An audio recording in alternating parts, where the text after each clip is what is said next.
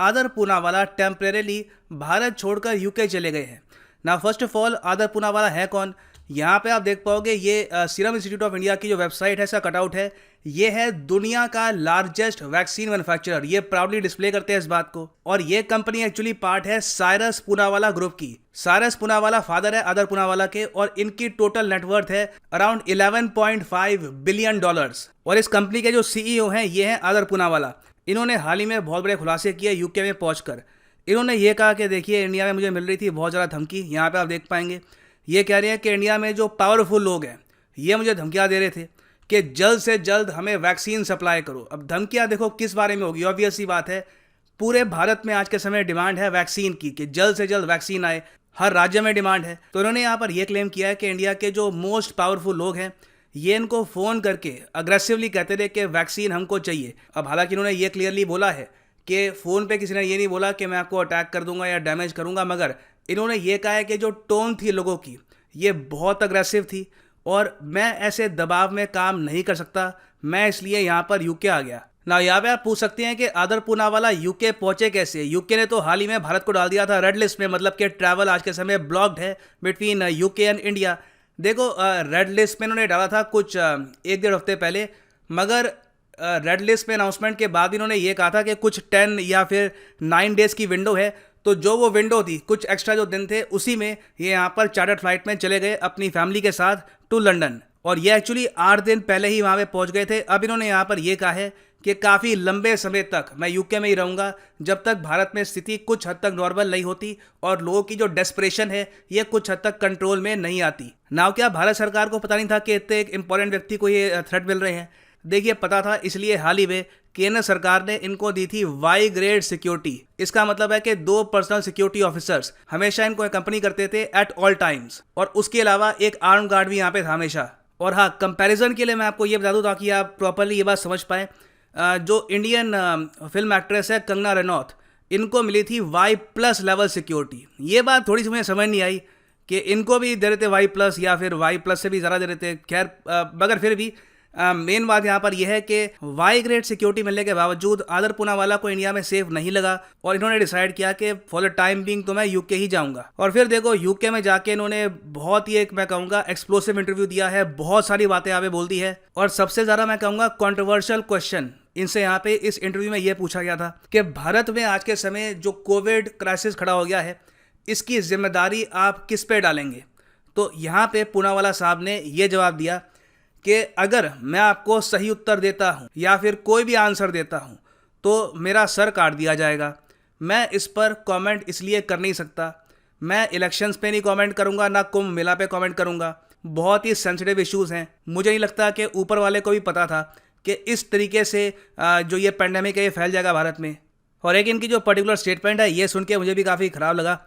इन्होंने यहाँ पर यह कहा कि जब यह पेंडेमिक शुरू हुआ और इन्होंने रियलाइज़ किया कि इनकी जो कंपनी है सीरम इंस्टीट्यूट ऑफ इंडिया, ये यूके की कंपनी एस्ट्राजेनेका के साथ मिलकर जो कोविशील्ड वैक्सीन है ये बहुत ही बड़े स्केल पर बनाएंगे और इसी से ही भारत, और ना सिर्फ भारत, दुनिया के बहुत सारे देश इस पेंडेमिक से बच सकते हैं। तो उस वक्त ये कह रहे थे कि मैं बहुत प्राउड था, मुझे अच्छा लगता था कि मैं अपने देश को बचा पाऊँगा, दुनिया को बचा पाऊँगा। मगर अब जिस टाइप का क्रिटिसिज्म मिला है, जिस तरीके से यहाँ पे मुझे हार्श वर्ड सुनने को मिले हैं, तो इस सब की वजह से मैं काफ़ी डिसहार्टन भी फील कर रहा हूँ। तो देखिए यहाँ पे पहली बात तो हमको सोचना होगा भारत में कि क्या हम हमारे इंडस्ट्रियलिस्ट को ठीक से ट्रीट करते हैं। आप एक बार वो कह सकते हैं वेल ठीक से तो ट्रीट किया है, इनको सिक्योरिटी दी हमने, फिर भारत सरकार ने इनको 3,000 करोड़ का एक स्ट्रेस लोन भी प्रोवाइड किया कि आप अपनी कंपनी को एक्सपैंड करो और लोगों को नौकरी पे रखो, जो अपनी वैक्सीन प्रोडक्शन कैपेसिटी है ये और बढ़ाओ और वैक्सीन मैन्युफैक्चर करो। मगर आई थिंक बीच में हुआ क्या है कि इंडिया में इतना ज़्यादा पैनिक मच गया वैक्सीन को लेकर। और उसके अलावा आज के समय आदर पूनावाला वर्ल्ड फेमस व्यक्ति हैं, इंडिया में हर कोई इनको जानता है। सीरम इंस्टीट्यूट ऑफ इंडिया क्या है सबको पता है, ये ट्विटर पे काफ़ी हद तक अवेलेबल है, मीडिया में भी ये काफ़ी दिखते हैं। तो इनका एक्सेस मैं कहूँगा काफ़ी हद तक ईजी था। तो मोस्ट प्रॉब्ली यहाँ पे लोगों ने ऑलमोस्ट जो भी उनकी फ्रस्ट्रेशन थी, जो भी उनका गुस्सा था सिचुएशन को लेकर, ये कुछ हद तक इन पे भी निकाल दिया, ये बात बिना सोचे कि ये आदमी अपने आप में कितने प्रेशर में था। और फिर देखो हमको ये बात एक्सेप्ट करनी होगी कि लॉ एंड ऑर्डर के मामले में हमारा देश कोई दुनिया में बहुत बड़ा रोल मॉडल तो है नहीं। अगर कोई बहुत बड़ा पॉलिटिशियन, कोई चीफ मिनिस्टर या कोई भी एक बहुत पावरफुल आदमी इंडिया में किसी को फ़ोन करके कह दे कि ये करो वरना, तो आप समझ लीजिए वरना में कुछ भी हो सकता है, वो आदमी गायब भी हो सकता है, एनीथिंग कैन हैपन। तो मैं एक्चुअली यहाँ पर ब्लेम नहीं करूँगा आदर पूनावाला को। हाँ, यहाँ पे मुझे पता आपका मेन क्वेश्चन यहाँ पे ये होगा, ठीक है ये चलेगा यूके में, छुट्टियाँ मनाएंगे, इनका वहाँ पे मैंशन है, बढ़िया है, गुड फॉर हिम। भारत में जो वैक्सीन की प्रोडक्शन है इससे कम तो नहीं हो जाएगी? बीच में एक रूमर ये भी आया था कि ये वैक्सीन प्रोडक्शन भारत से शिफ्ट कर देंगे टू यूके। तो यहाँ पे मैं आपको बता दूं कि ऐसा कुछ नहीं है। हालांकि इन्होंने यहाँ पर बोला है कि जब ये यूके में गए तो यूके में यहाँ पे इनके जो पार्टनर्स हैं, जो स्टेक होल्डर्स हैं, इनके साथ इनकी मीटिंग हुई है और मोस्ट प्रॉब्ली बहुत ही जल्द ये यूके में भी मैन्युफैक्चरिंग स्टार्ट करेंगे, मगर वो मैन्युफैक्चरिंग होगी प्राइमरली फॉर यूरोपियन यूनियन या फिर कनाडा और बाकी सब कंट्रीज़ के लिए। भारत में जो इनकी मेन प्रोडक्शन है पुणे में, ये लगातार होती रहेगी, उसमें कोई कमी नहीं आने वाली।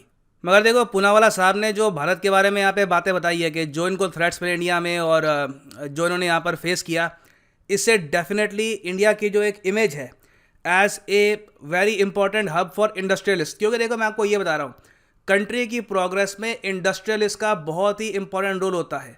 हमारे देश में ऑलमोस्ट हम काफ़ी बार नफरत करते हैं बिलियनियर से, मिलियनियर से, वेल्थ क्रिएटर से, और कुछ हद तक ये अंडरस्टैंडेबल भी है क्योंकि इंडिया में बहुत गरीबी है। तो एक बार को हम देखते हैं कि एक आदमी जिसके पास खाने को भी कुछ नहीं है, फिर हम देखते हैं कि एक आदमी है जिसका घर है 3,000 5,000 करोड़ रुपए का, तो ऑब्वियस सी बात है कुछ एनिमोसिटी यहाँ पे आ सकती है। मगर कहीं ना कहीं हमको समझना होगा कि ये जो इंडस्ट्रियलिस्ट हैं, इन्हीं के दम पे इन द फ्यूचर इंडिया आगे ग्रो करेगा। और अगर हम भारत में ऐसा माहौल बनाते हैं जहाँ पे इंडस्ट्रियलिस्ट हमेशा यहाँ पे थ्रेटन फील करें, तो लगातार भारत से बिलियनियर्स और मिलियनियर्स, बेसिकली इंडस्ट्रियलिस्ट, चुपचाप बाहर निकलते रहेंगे। ये ट्रेंड अभी भी कायम है। ऑलरेडी आप अगर देखो तो रिसेंटली हमने देखा है कि इंडिया के जो रिच हैं ये या तो धीरे धीरे भारत को छोड़ रहे हैं, ऐसा नहीं है कि सारे छोड़ रहे हैं, मगर काफ़ी सारे जो यहाँ पर बिलियनियर्स हैं, मिलियनियर्स हैं, या तो भारत को छोड़ रहे हैं या तो उसकी तैयारी में है। मॉर्गन स्टैनली ने 2018 में इस पर एक रिपोर्ट पब्लिश करी थी कि 23,000 मिलियनियर्स रुपये वाले नहीं, यूएस डॉलर्स वाले मिलियनियर्स, इन्होंने भारत को छोड़ा है पिछले 4 साल में। तो ये ट्रेंड देखो भारत के लिए काफ़ी ख़राब है, भारत की इमेज के लिए काफ़ी ख़राब है।